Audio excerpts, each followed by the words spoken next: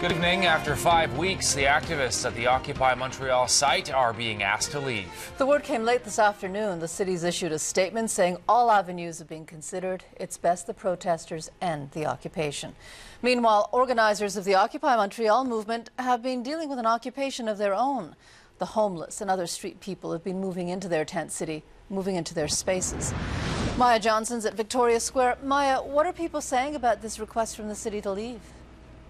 Well, Mitsumi, the protesters I spoke to are not happy at all. They had a few choice words for Mayor Tremblay and his administration tonight. They say they have the right to be here. This is public property, and they should be able to assemble here peacefully. The problem is there were a number of altercations over the weekend, and that's what the mayor has taken issue with. He says he's maintained all along that peace and security were the conditions that would allow the city to continue to tolerate this movement, but it appears those conditions are no longer being met. And that is why he is asking them at this point to leave, and he's hoping for their cooperation and that they will take action as quickly as possible and find another way to express their views to try to convey their message. Now, we spent most of the day here, and as you're about to see, there were some very serious problems leading to these latest developments tonight. Paul Bodie has been with the Occupy Montreal movement since the beginning. He says everyone has a role here, including the homeless. We have lots of homeless people who provide very important functions around the camp. Of course, homeless people do have problems that they bring in with them that we're dealing with.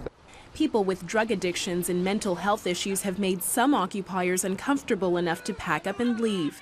Organizers say the minority causing trouble needs help. We would like to ask why the city has not volunteered resources for the people who need them. They're human beings and they're citizens, and it's evident to everybody, including the media. It's all over the media that we have people here with needs. Why aren't we receiving the help?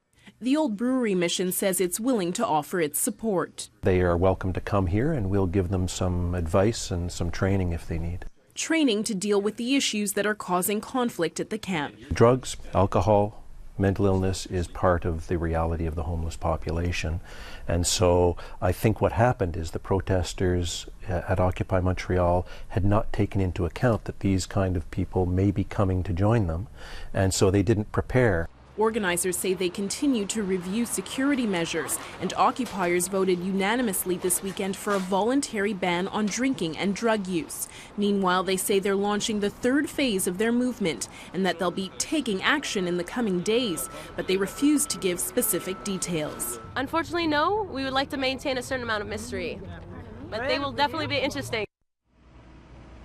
Well, now organizers obviously will have to change their game plan just as they were getting set up to settle in here for the cold winter months. Now they're being asked to leave, but it seems that some of them won't be willing to leave easily. At least one protester told me she would chain herself to a tree. She would go as far as that to stay here because she really believes in the cause and she doesn't want to go anywhere. So it should certainly be very interesting here over the next few days, Mitsumi. Thank you very much, Maya. That's Maya Johnson at Victoria Square.